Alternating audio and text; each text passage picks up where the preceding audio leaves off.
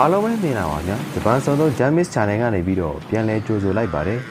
ဒီတစ်ပတ်မျှဝေပေးခြင်းတဲ့အကြောင်းအလေးကတော့ဒုတိယကမ္ဘာစစ်တွင်းက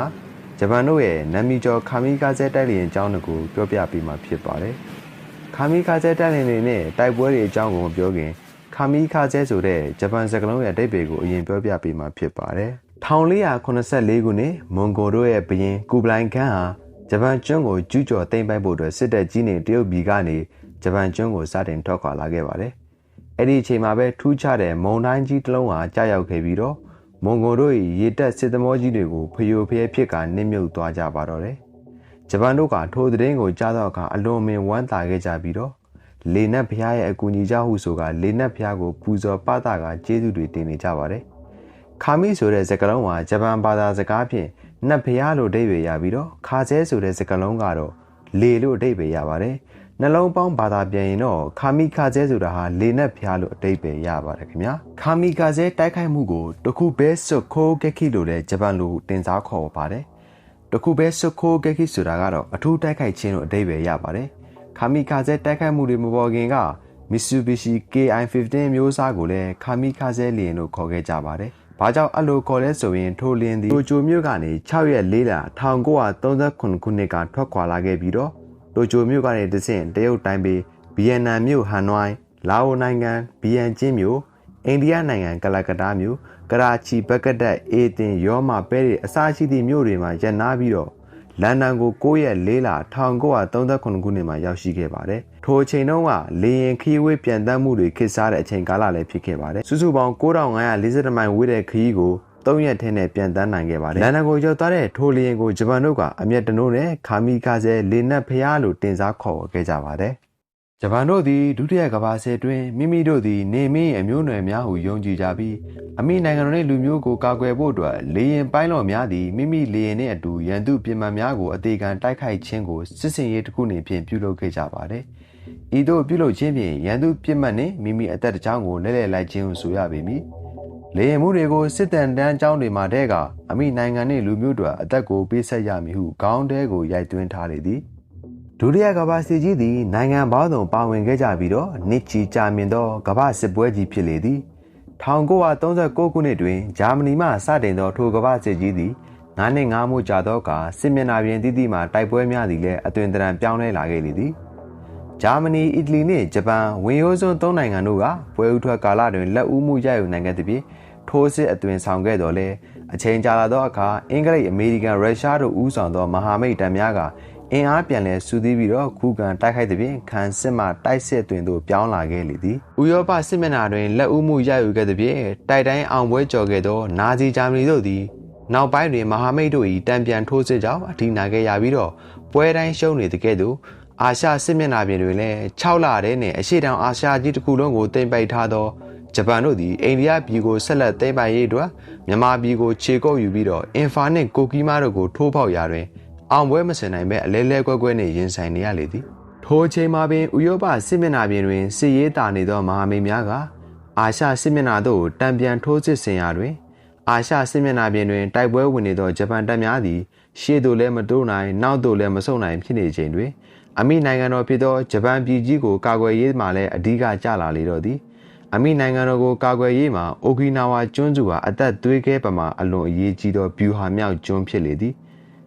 ဂျပန်ပြည်မှကျွန်းစုနှင့်မိုင်တိုင်340သာကွာဝေးသောထိုနေရာတွင်ဗိုလ်ချုပ်ကြီးမီနော်ရူအိုနှင့်ရေတပ်သားများသာရှိပြီးတော့တိုက်ပွဲဝင်နိုင်သောစစ်သမောများအလုံးလောက်မရှိခဲ့ပါဇွန်လကုန်သည့်3လကြာတိုက်ပွဲတွင်သူတပန်ကိုတပန်တိုက်ခိုက်ကြရင်ဂျပန်တို့ဘက်မှလည်းနေ့စဉ်နေ့တိုင်းKamikazeကိုဇီရိုတိုက်လင်ဖိုက်တာများကလည်းမဟာမိတ်တို့ရဲ့စစ်သမောများပေါ်သို့အသေးခံကလေနှင့်တူဖောက်ခွဲဖျက်ဆီးနေလေသည်1945ခုနှစ်ဇွန်လ19ရက်နေ့တွင်3လနီးပါးကြာသောနေ့စဉ်ရက်ဆက်နေရောညပါကြီးမားကြောက်မက်ဖွယ်ရာအကောင်းဆုံးသောတိုက်ပွဲကြီးများသည်ပြင်းထန်စွာဖြစ်ပေါ်ခဲ့လေရာအိုကီနာဝါကျွန်းကိုခုခံကာကွယ်နေသောဗိုလ်ချုပ်ကြီးဦးကြီးမိုင်းစစ်တပ်သည်အခြေအနေမကောင်းကအိုကီနာဝါကျွန်းကိုလက်လွတ်ဆုံးရှုံးရမည့်အနေအထားသို့ရောက်ရှိလာတော့သည်ဗိုလ်ချုပ်ကြီးဦးရှိကြီးမဟာကျွန်းပေါ်ရှိရဲဘော်များအားလုံးကိုအမိန့်တစ်ခုထုတ်လိုက်လေသည်ထိုမိန့်မှာနောက်ဆုံးအချိန်ထိအသေးခံတိုက်ခိုက်ခြင်းဖြင့်နိုင်ငံတော်နှင့်ဘီတစ္ဆာကိုစောင့်သိကြရန်ဖြစ်လေသည်ဂျပန်စစ်သားများသည်အခြားသောနာဇီဂျာမနီများနှင့်မတူတဲ့ချက်မှာ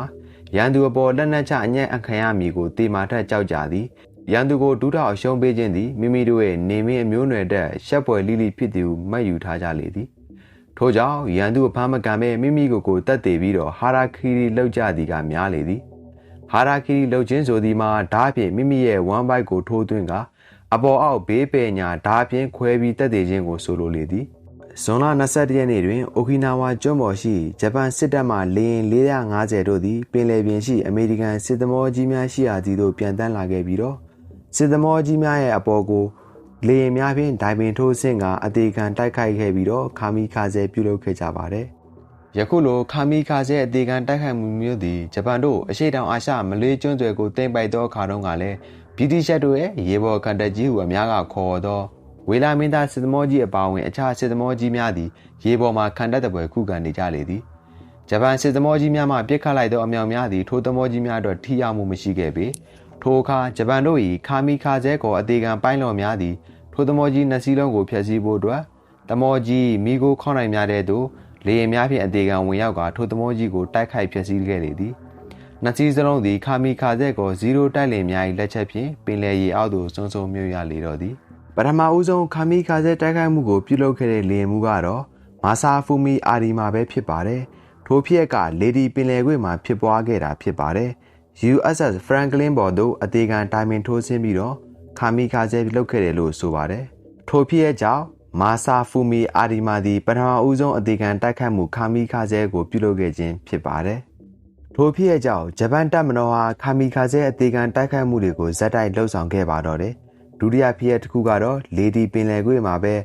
HMAS လို့အမည်ရတဲ့ဩစတြေးလျပိုင်အကြီးအကျယ်စစ်သမောကြီးတစ်စီးပေါ်ကို21ရက်10လ1944ခုနှစ်မှာဒိုင်မင်ထိုးတိုက်ခိုက်ခဲ့ခြင်းဖြစ်ပါတယ်။ထိုတိုက်ခိုက်မှုကြောင့်တမောပေါ်ရှိကမ်ဘရိဂျွန်ကောလင်းအပါအဝင်လူ30သေဆုံးပြီးတော့61ယောက်ဒဏ်ရာရခဲ့ပါတယ်။ခါမီခါဇဲလေယာဉ်မှုများကမိမိအသက်တစ်ချောင်းနဲ့ရန်သူအသက်ပေါင်းများစွာကိုလဲလှယ်သွားခြင်းဖြစ်ပါတယ်။ခါမီခါဇဲတိုက်ခိုက်မှုတွေထဲကအထင်ရှားဆုံးတိုက်ခိုက်မှုတစ်ခုကတော့17ရက်5လ1945ခုနှစ်မှာဖြစ်ခဲ့တဲ့ဖြစ်ရပ်တစ်ခုပဲဖြစ်ပါတယ်။ဒူဘိုလေးခီယိုရှိအိုဂါဝါနဲ့ဆေအီဇိုယာဆူနိုရီတို့နှစ်ယောက်ဟာသူတို့မောင်းလာတဲ့0 Fighter 2စီးနဲ့အမေရိကန်လေယာဉ်တွေသမော USS ဘန်ကာဟေးဘော်ကိုအသေးခံပြီးတော့ရှေ့စင်နောက်ဆင့်ထိုးဆိုင်တိုက်ခိုက်ခဲ့ခြင်းပဲဖြစ်ပါတယ်။ထိုဖြစ်ကြောင့်အမေရိကန်စစ်တပ်ကြီးတစ်ခုလုံးတုန်လှုပ်သွားခဲ့ပါတယ်။ထိုတိုက်ခိုက်မှုကြောင့်သမောဘော်ကမရိန်းတပ်သား2600ပါတဲ့အထဲမှာ369ယောက်ပွဲချင်းပြီးသေဆုံးခဲ့ပါတယ်။246ယောက်ကပြင်းပြင်းထန်ထန်ဒဏ်ရာတွေရရှိသွားခဲ့ပါတယ်။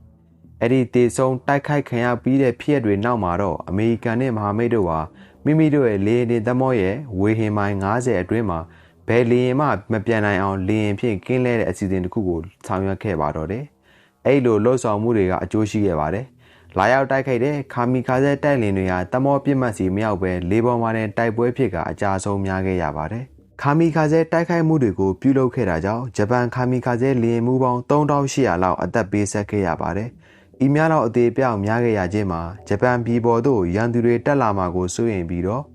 လေယာဉ်မှုတွေရဲ့အသက်ကိုလောင်းကြီးထက်ကကာကွယ်ခဲ့ခြင်းပဲဖြစ်ပါတယ်။ခါမီခါဇဲကို0တိုက်လေယာဉ်မျိုးစားထဲမှာမှ Mitsubishi A6M0 သည်နာမည်အကျော်ကြားသုံးသော0 Fighter မျိုးစားဖြစ်ခဲ့ပါတယ်။1940မှ1945ခုနှစ်ထိ